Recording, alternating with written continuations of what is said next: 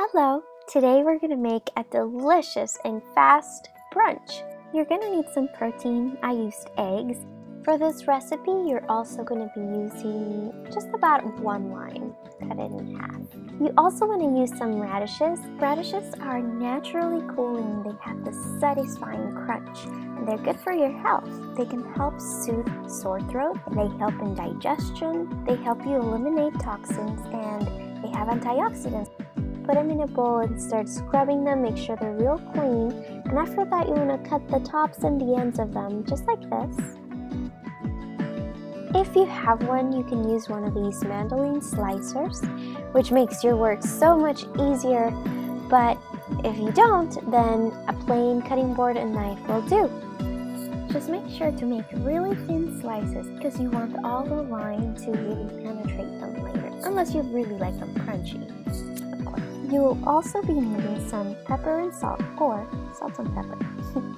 Finally, you want to put everything together. You grab your radishes, and you could use vinegar if you wanted to, but I prefer lime. So I'm going to squeeze a lime onto my radishes, just like so.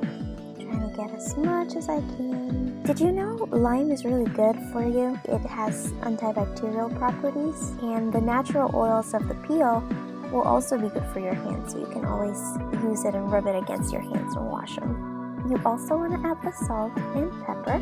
I like it really spicy, so I put a lot of pepper. And then you want to mix all of that together to make sure it's all coated properly. And then just let it macerate for a little while. Now for the side, I'm using a little bit of kale. I used a very small amount of coconut oil and a pinch of salt. All I did was put the coconut oil in the pan, turn it on, put the kale on top, and wait for it to get crunchy. A regular recipe for kale chips would have used the oven, but you can also do it on the skillet just like this. I added the eggs for this recipe because I think every meal should have a little protein to keep you full for longer. By now your radishes are ready. You can see how the water, the little juice there changed colors. And I'm putting it in a plate with everything else. It adds so much color. And it should be smelling pretty good too, really fresh. Even though I didn't do it for this recipe, I do encourage you to try some herbs with this. I think mint or cilantro would have been delicious with it.